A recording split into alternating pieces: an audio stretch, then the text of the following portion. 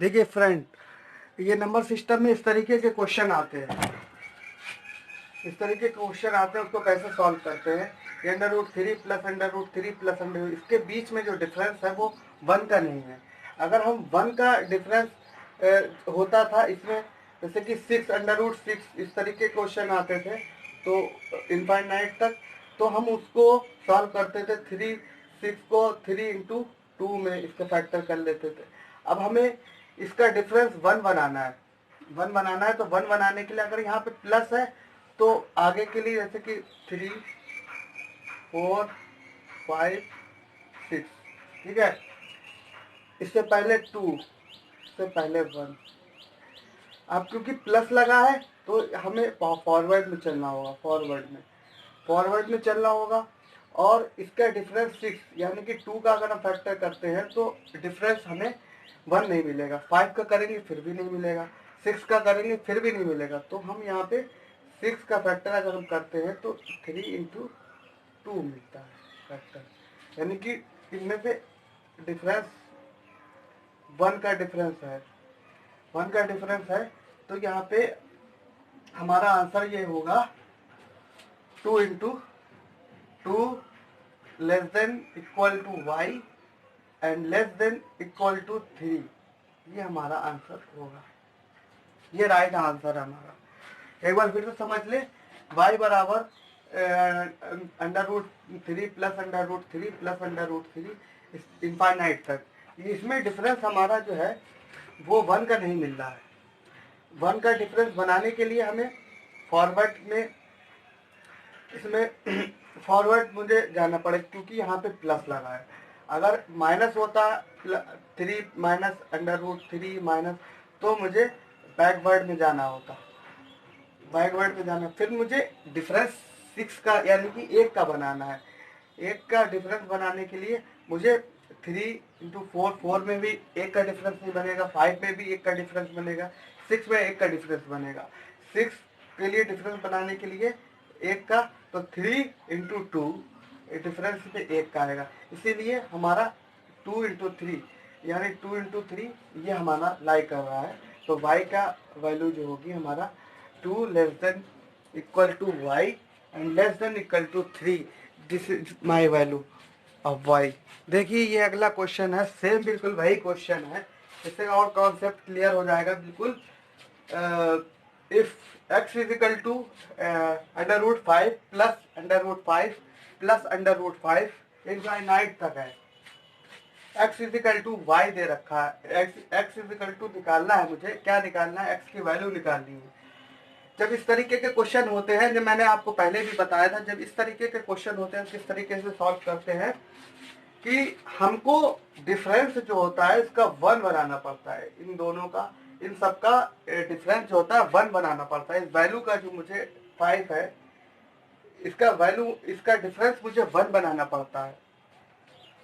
जैसे कि अगर यहाँ पे प्लस है तो जैसे कि डिफरेंस बनाने के लिए मुझे क्या करना पड़ता है, 5 के आगे की वैल्यू, यानी कि जो संख्या दे रखी होती है उसके आगे की वैल्यू या पीछे की वैल्यू देखी जाती है। आगे की वैल्यू डिफरेंस बनाने के लिए 6 7 इस तरीके से आगे की वैल्यू देखी जाती है। अगर प्लस लगा होता है तो फॉरवर्ड में देखी जाती है, और अगर माइनस लगा होता है तो बैकवर्ड में देखी जाती है वैल्यू। अब जैसे कि इसको डिफरेंस 1 लाने के लिए, डिफरेंस 5 के डिफरेंस 1 लाने के लिए मुझे इसको 6 बनाना पड़ेगा। और 6 के फैक्टर मुझे पता है क्या होते हैं, 6 के फैक्टर होते हैं 3 × 2, 3 × 2 इसके फैक्टर होते हैं। अब मैंने 6 इसको करके 3 × 2 इसके फैक्टर करे, हमारा आंसर बिटवीन 2 और 3 लाई करेगा। वेरी बहुत इजी इस तरह के क्वेश्चन होते हैं ये, जो जिसका डिफरेंस 1 नहीं होता उसका मुझे डिफरेंस 1 बनाना पड़ता है। √5 प्लस √5 प्लस √5 इनफाइनाइट तक। अब इसका डिफरेंस मुझे 1 बनाने के लिए क्या करना पड़ा, मुझे प्लस लगाया तो फॉरवर्ड, इसी संख्या के आगे फॉरवर्ड की तरफ ले जाना पड़ा। जैसे कि 5 प्लस 6 5 6 7, अगर माइनस लगा होता, अगर इन संख्या में माइनस लगा होता √5 प्लस -√5 -√5। तो इसके पहले की संख्या देखते हैं, 5 4 3 डिफरेंस निकालते। तो 6 है, तो 6 का फैक्टर करेंगे, पता है 1 का डिफरेंस होता है, डिफरेंस मुझे 1 का होता है, तो उसके लिए 3 × 2 = 6। तो डिफरेंस हमारा 6 का आया है, 1 का आया, तो 3 × 2 यानी कि बिटवीन 2 और 3, ये हमारा आंसर होगा। सेम बिल्कुल वही क्वेश्चन है, आप देख सकते हैं। देखिए अगर इस तरीके का क्वेश्चन आते हैं पेपरों में, एग्जाम्स में, तो हम किस तरीके से इस क्वेश्चन को सॉल्व करते हैं। इस क्वेश्चन को सॉल्व करते हैं, किस तरीके से सॉल्व करते हैं आप देख सकते हैं। ये क्वेश्चन हमारा दिया है, और अगर इस फॉर्मेट में हमारा क्वेश्चन दिया है पावर्स के थ्रू, यानी कि यहाँ पे हमने इसको a मान लिया है, इसको b मान लिया है। अगर हमारा इस फॉर्मेट में क्वेश्चन दिया होता है, तो जो हमारा a होता है, a वही हमारा आंसर होता है। जो हमारा a होता है वही हमारा आंसर होता है। बहुत सिंपल क्वेश्चन है। इस तरीके के क्वेश्चन बहुत ही आसान आते हैं कि जब हमारा क्वेश्चन इस फॉर्मेट में होता है, √2⁻³ + 4 √2⁻³ √4, इस तरीके से क्वेश्चन आता है, तो हम उसको a और b मान लेते हैं, a और b मान लेते हैं, और जो हमारा a होता है, जो a होता है वही हमारा आंसर हो जाता है। ये बहुत आसान तरीके के क्वेश्चन होते हैं, सॉल्व करना बहुत ही आसान तरीके से इन्हें सॉल्व किया जाता है। देखिए सेम बिल्कुल इसका दूसरा क्वेश्चन है, क्लियर हो जाएगा आपको। सेम बिल्कुल वही क्वेश्चन है। x = √3⁻³ + √9 √3 √9 √3।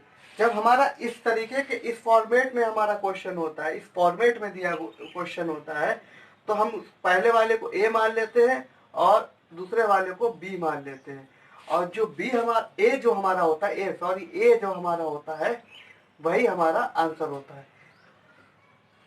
सेम a जो इसका a होता है, जब इस फॉर्मेट में क्वेश्चन हमारा दिया होता है, √√a⁻³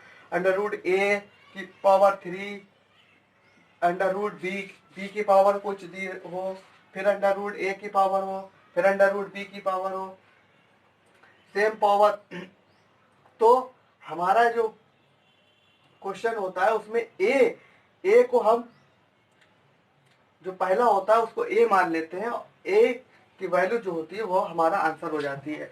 ये दोनों क्वेश्चन बिल्कुल सिंपल थे। यही हमारा इसी तरीके के क्वेश्चन आते हैं, बहुत इजी होते हैं सॉल्व करना।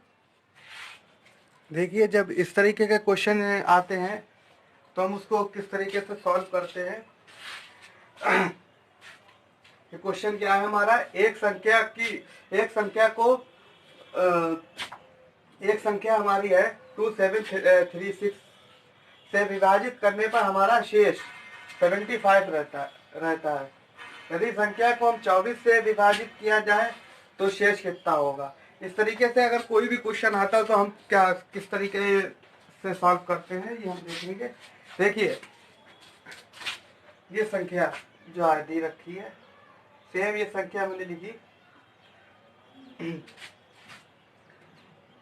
2 7 3 6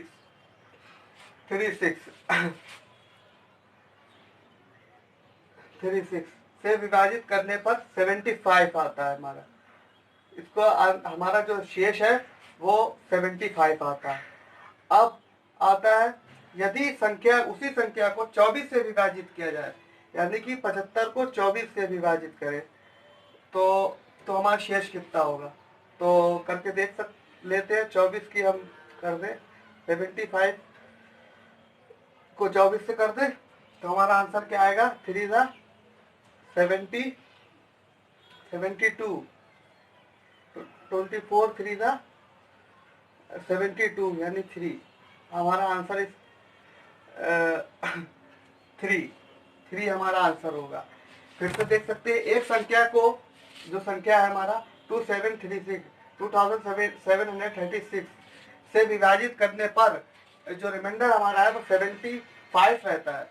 यदि संख्या को 24 से विभाजित किया जाए तो शेष कितना रहेगा। जब इस तरीके के हमारे क्वेश्चन आते हैं तो उसको सॉल्व कैसे करते हैं। 2736 से विभाजित करने पर 75 शेष रहता है। यदि संख्या को 24 से विभाजित किया जाए तो शेष कितना रहेगा।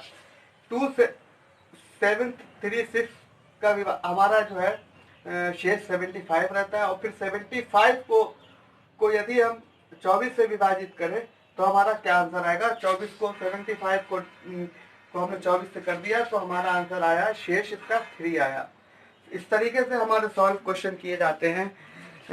देख सकते हैं आप, इस तरीके क्वेश्चन हम इस तरीके के सॉल्व करते हैं। देखिए से बिल्कुल सेम क्वेश्चन है, मैंने इसकी सिर्फ डिजिट चेंज कर दी है। एक संख्या को 899 से विभाजित करने पर शेष 63 रहता है। यदि वही संख्या को 29 से विभाजित किया जाए तो शेष कितना रहेगा। एक संख्या 899 है, 899 को अगर हमने 899 से विभाजित करने पर हमारा 63 यानी रिमाइंडर जो है हमारा, रिमाइंडर हमारा 63 रहता है। और उसी संख्या यानी 63 को हमने 29 से विभाजित करने पर हमारा रिमाइंडर कितना आएगा। हम 29 को, अब 63 को कर ले मैं 29 में, यानी कि 2 ज़ा 58, 29 2 ज़ा 58, तो हमारा रिमाइंडर इसका आया 5।